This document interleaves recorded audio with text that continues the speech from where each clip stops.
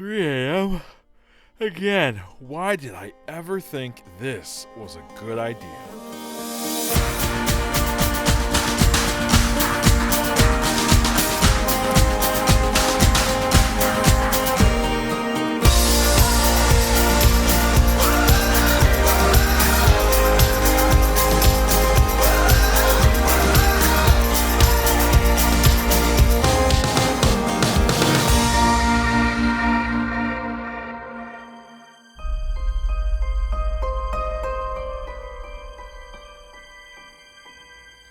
Hi friends, it's Allie, here to tell you about the Ghost Train 30-mile Ultra in Brookline, New Hampshire.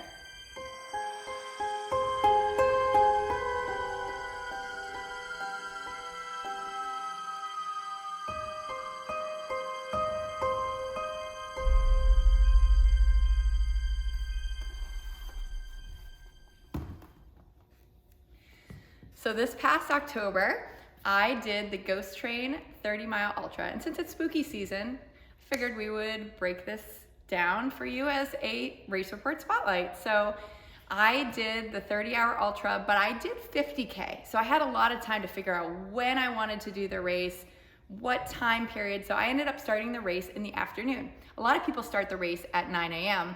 and they're going for 100 miles. You can do anything in between, so you get to choose what distances you want to do, and that's what makes this race really special. So you can do 15, you can do 30, you can do 75, you can do 100. The choice is yours, and you can decide on the trail what your body feels like and what you want to do. So last year, my friend Heidi and I did 15 miles, and we went to do our dopey training, which was a 7.5-mile walk the night before, and then a 15-mile run the next day. So we used it as a catered training run, which was great because it was an awesome race. It was nearby to where I lived. We were having a great time. So the night before, we did the 7.5 miles, saw all of the spooky sights that they have in the nighttime. And then the next morning, we met up with a couple of the Run Dopey people, and we did some miles with them. So we got to pace them and kind of do some run walk intervals with them. So the reason why I chose this particular Ultra was because last year I had an epiphany, and I want to tell you about that. So why did I do an Ultra in the first place? I didn't want to. So last year when we were picking up our bibs, Heidi asked me, do you think you'd ever do an Ultra? And I said, no way, that is for someone else. I don't think I ever could do anything crazy like that. And she said, I think I could do something like that. And I was like, good for you, have a good time. I will cheer you on and I will crew for you, but that's never going to be me. And then when we were running our 15 miles the next day with Laura and Paula, I told Laura that, and she said, well, what if you were to entertain that you could? You know, you just use your imagination. It doesn't cost anything. You don't have to commit to it. And so I did. I kind of thought about, like, what if I could do that? What would that feel like? What would I need to do to prepare for that? How would it feel to go, 5 more miles from a marathon distance? And what if I could go even farther than that? And so within that 15 miles, which 15 miles is a lot of time to twist someone's arm and talk them into doing something, we decided that we were going to attempt an Ultra. So Heidi and I were going to attempt an Ultra the next year. And here we are. So I talked to Chris Twiggs and I put it into my training plan, and I just did the work to get to the mileage. That's all that we do, is we just follow the plan, and then we find ourselves at the distances we find ourselves. So, I think it was fate that Laura and I had that conversation, and I think that it was fate that this race is just so incredible that I wanted to come back. The reasons why I love this race is it's New England in the fall, so you get all of the great temperatures of the fall here, 50s and 60-degree running. You get beautiful colors of the leaves in the trees. It's surrounded by a big lake, so you're running partially by a lake. It's through the woods, and it's just incredible. They do spooky decorations everywhere, so they have scenes that they've designed, like skeletons playing cards or skeletons around a campfire, and at night they light up and they become something completely different. They also decorate all of the tunnels with beautiful lights, and decorations. I love jack-o'-lanterns. And they have a huge alleyway of pumpkins. They call Pumpkin Alley. And it's just, 100 jack-o'-lanterns lit up at night. It's really a sight to see.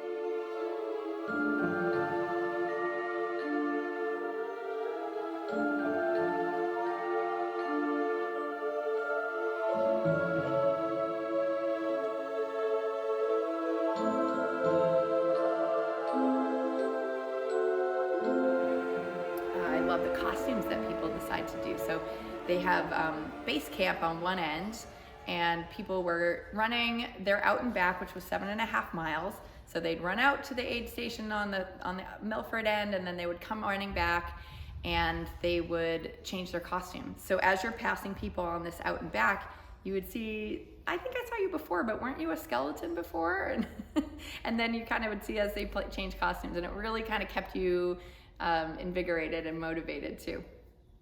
One other reason why I love this race is because the aid stations are far and beyond anything I've ever seen in my life. I mean, ultras are kind of known for their aid stations, but this particular one had everything that you'd normally see, like grilled cheeses and tailwind and peanut butter and jelly and candy and chips and stuff like that. But they also had some really unique things. People were making, like I had sweet potato casserole with cranberries, and I had vegan grilled cheese, and I had apple crisp, and they had blueberry crisp, and I remember they had a whole gluten-free table, they had a whole vegan table, they had roll-ups, they had sandwiches, they had everything that you could think of, and then of course the normal things, like I said, like soup broth and rice and things that just would like fill you up with good carbs or help you keep you warm. So there was just like everything, and Paula kept calling it the 30-hour buffet, which I thought was really cute. So I found that really, really awesome. And they had this aid station on both ends. They also had a big aid station in the middle. So for a 7.5 mile out and back, that's every 3.5 miles or so. So, you really had everything that you could possibly need. I brought race fuel, but I didn't use it ever. It was everything I could possibly have wanted. One other thing that I found was really awesome about this race is they had a category for gender for male, female, and non-binary. And I've just never seen that in a race before. So I asked the race director, Rob Fierro, what that was all about. And he said that it's one of the race's missions to make sure that every person is made to feel like they belong in this race. And that's just one simple way that they can do that for people, especially people who do identify as non-binary. That it's just important for them that they make sure that they know that it's safe here and that it's a place where they belong. And he let me know that there were several non-binary people that did sign up for the Ultra. So that's really awesome. I mean, I really applaud them for that. What was it like running the Ultra?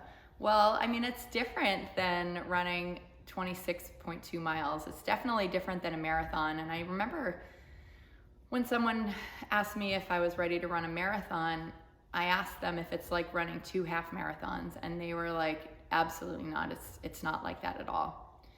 And I understood it as soon as I got into the second half of the marathon, where you're running a half marathon on tired legs. It's like stopping a half marathon and then running another half marathon. And there's a reason why they say it's a marathon, not a sprint. You do need to save some of yourself for that second half of the race. And that second half of the race is another half marathon. So I got that when I did my first marathon. And I understand why they say that ultras are not like running a marathon and then running a little bit more. That little bit more is probably some of the hardest running I've ever done in my life. You definitely need a lot of grit and man, if the finish line wasn't as far away as it was, I probably wouldn't have finished. Now, I said it was an out and back 7.5 miles, which means I went out and back for 15, I went out and back for 15, and I needed to run 1 more mile to make 50K. So that last mile, when I was already at camp, that was really hard. Knowing that I had to go out for another 15 minutes when I had nothing left in me was really hard. And running past the campsite that Paula had put together, running past the heating lamps and the food tables and things that I knew that I could just sit down and melt into, that was really hard. But I did it, and I'm really proud that I did. And I remember Paula saying, you're going to want to say that you did the 50K. When will you ever be in this position again?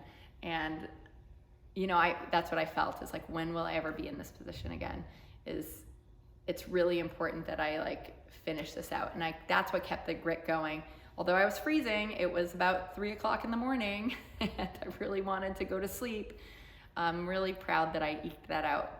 So, you know, it was a mostly flat course. There was a little technical hill in there that was the devil, but when we did it, you know, it was maybe like 15 minutes or so of hiking, and then you got back to doing mostly flat again. And so I felt like I was very lucky in that aspect. It's also a little rooty, and there were some loose rocks and stuff. So did I trip and fall? Yeah, I fell right on my face a couple times. There were some times where I was like, I'm feeling really strong, and I would like get out there and start like a rhythm going, and then I would trip over a branch and kind of pull my hamstring a little bit. So it's like, it was just a crazy experience, but I am so glad I did it on the trails versus doing it on the road. I feel like my feet were saved in that. My feet tend to hurt a lot when I run on the road, especially during the marathon distance.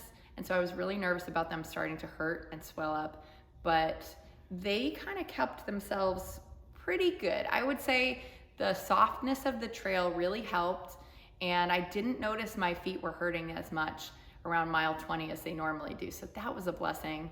And then all of the beautiful scenery and the perfect weather was amazing. I know if you've heard anybody talk about this year at the Ultra, we were supposed to get torrential downpouring, and we missed it by a couple days, which is amazing. So everybody who was running the Ultra, whether they did 15 miles or 100 miles, got the perfect weather for that race. A funny story that I want to tell you, because there's so many funny stories when you're running a 30-hour race, but so many funny stories happened during that race. But one of the ones I want to tell you about is the middle aid station around 2 a.m. So there's a lot of people hanging out at aid stations, eating food, charging their phones, getting warm around the fire, taking a little nap too. If they're doing 100 miles, they might get a little tired. So there's just tons of people at aid stations. And one of the aid stations has like a row of porta potties in it. And around like 2 a.m., when people are probably on their third leg, probably around, I don't know, 45 miles or so, and they're just doing everything they can do to just get by. Every time anyone would come out of the porta potties, they would put on dance music and cheer for them. So they were basically saying like, congratulations, you sat down and were able to get back up again, which I thought was hilarious. And it definitely like made everything fun. Another reason why I would always come back to this race is that everybody was just so nice. So I'm sure this is probably true of other ultras as well, but every single person that I passed, and I'm not kidding you, every single person said, good job, you're doing great, you look strong, you're doing awesome. And they were basically recognizing like, you're doing this incredibly difficult goal, I'm also doing this incredibly difficult goal, and we are connected in that. And I just want to see you complete your race. And I just think that spirit is very special, and I can understand why people do ultras and get addicted to them. Will I go back and do another ultra? You know, I don't know. But I definitely will crew for some people. I'll pace you for some miles, and I hope you'll consider coming out to do the Ghost Train Rail Trail Ultra next year in the fall. See you there.